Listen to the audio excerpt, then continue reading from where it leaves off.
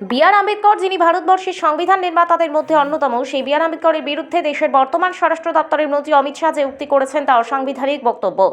তার বিরুদ্ধে সারা দেশ জুড়ে প্রতিবাদের ঝড় ওঠে। তার বিরুদ্ধে আজ সারা রাজ্য জুড়ে তৃণমূল কংগ্রেসের পক্ষ থেকে প্রতিবাদ এবং ধিক্কার কর্মসূচি করে।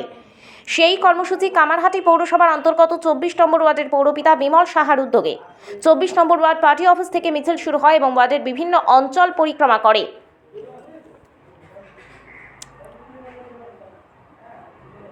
সেই মিছিল নীলগঞ্জ রোড ধরে প্রবর্তক পল্লী, টিচার্স কলোনি, উদয়ভিলা, উদ্বাস্তু কলোনি হয়ে নীলগঞ্জ রোড 6 রাস্তার মোড়ে এসে মিছিল শেষ হয়।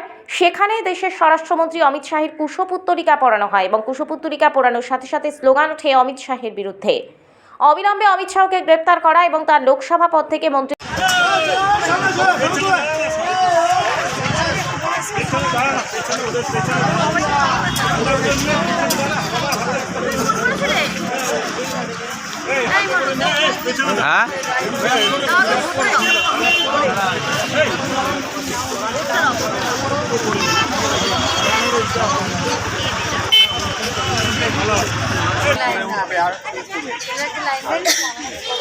ভালো আছে শিখে দে। চলো চলো এবার চলো।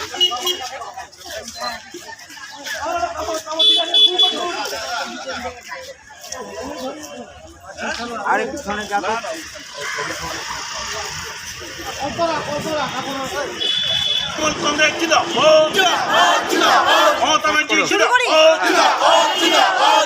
আম্বেদকরকে অপমান করা হলো কেন? অমিত শাহ জবাব দাও।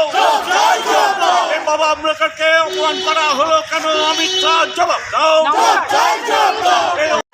তৃণমূল কংগ্রেস অমিত শাহের কালো হাত ভেঙে দাও, গড়িয়ে দাও। অমিত শাহের কালো হাত ভেঙে দাও, গড়িয়ে দাও। বাবা আম্বেদকরকে অপমান করা হলো কেন? অমিত শাহ জবাব দাও।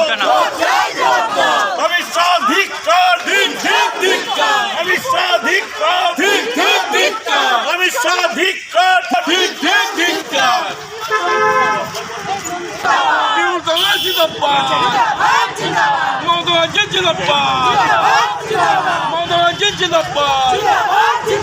অমিত শাহের কালো হাত ভেঙে দাও, গুড়িয়ে দাও।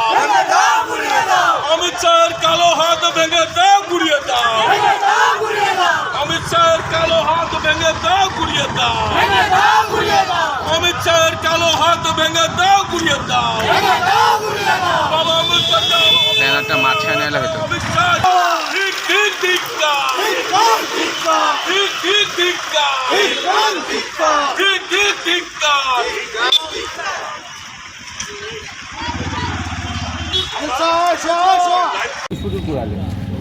আপনারা জানেন গত কয়েকদিন আগে ভারতবর্ষের স্বরাষ্ট্রমন্ত্রী অমিত শাহ যেভাবে সংবিধানের প্রণেতা ডক্টর বাবা আম্বেদকরের বিরুদ্ধে কুরুচিকর মন্তব্য করেছেন, তার বিরুদ্ধে আজকে সারা বাংলা না সারা ভারতবর্ষ কিন্তু আজকে তোলপাড়। এই ধরনের মন্তব্য স্বরাষ্ট্রমন্ত্রীর মুখ দিয়ে আমরা কোনোদিন আশা করতে পারিনি।